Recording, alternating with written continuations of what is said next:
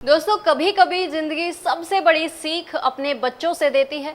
और जब एक पिता ने अपनी बेटियों से ये सुना कि पापा आप अच्छा भाषण नहीं दे पाते, पहले खुद पढ़िए, उसी दिन उन्होंने ठान लिया खुद भी पढ़ेंगे और बेटियों को भी पढ़ाएंगे।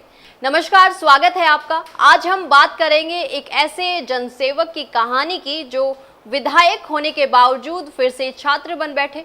सिर्फ इसलिए नहीं कि उन्हें डिग्री चाहिए थी, बल्कि इसलिए कि वे मिसाल बनाना चाहते थे अपनी बेटियों के लिए, पूरे समाज के लिए। चलिए जानते हैं कौन है वो विधायक जिन्होंने बेटियों के लिए ये बड़ा कदम उठाया है। कभी कभी बदलाव की शुरुआत न बड़ी योजना से होती है, न किसी बड़े मंच से, बल्कि बस एक मासूम सवाल से। पापा आप अच्छा भाषण नहीं दे पाते, पहले खुद पढ़ो। बेटियों की इस सीधी सच्ची बात ने एक पिता के दिल को अंदर तक झकझोर दिया। और वो पिता थे फूल सिंह मीणा, एक नेता, एक जनप्रतिनिधि, लेकिन सबसे पहले एक जिम्मेदार पिता। 55 की उम्र में जब दुनिया रिटायरमेंट की योजना बनाती है, तब इन्होंने ओपन स्कूल में 8वीं में दाखिला ले लिया।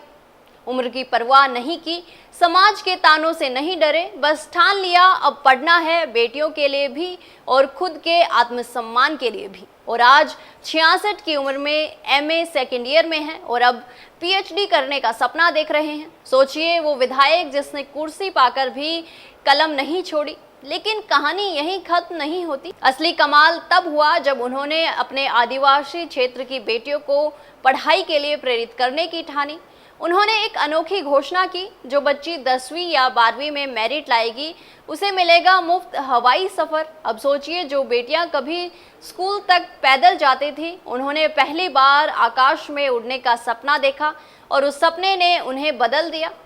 सलोनी दमामी जैसी छात्र ने दिन रात मेहनत की, टॉप किया और कहा पहली बार हवाई यात्रा की है, अब अगला सपना है अफसर बनने का। भावना देवड़ा ने बताया कि पहले घर में शादी की बात होती थी, अब कहा जाता है बेटी पढ़ रही है, उसे आगे बढ़ने दो।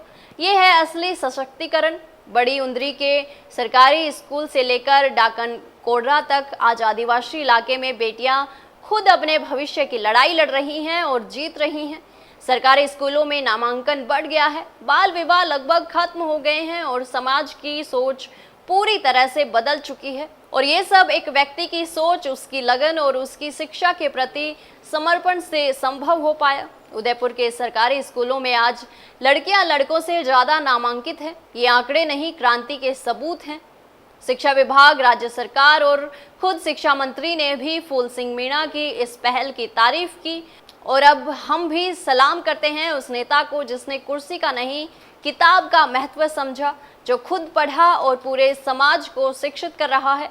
इस कहानी में कोई तामझाम नहीं है, कोई फिल्मी ड्रामा नहीं है, बस एक सच्चा बदलाव है जो दिल को छूता है और सोच को झकझोर देता है। क्योंकि जब एक पिता खुद किताबें उठाता है तो बेटियां उड़ान भरने से नहीं डरती, और जब बेटियां उड़ती हैं तब देश ऊंचाइयों को छूता है। तो दोस्तों, ये थी कहानी उस इंसान की जिसने उम्र की सीमाओं को तोड़ा, समाज की सोच को बदला और बेटियों के सपनों को उड़ान दी। फूल सिंह मीणा सिर्फ एक नाम नहीं, एक आंदोलन है, एक संदेश है कि बदलाव कहीं और से नहीं, अपने आप से शुरू होता है। आज जब हम digital India, education for all, Beti Bachao Beti Padhao की बात करते हैं, तब ये कहानी हमें याद दिलाती है कि असली परिवर्तन जमीनी स्तर पर होता है।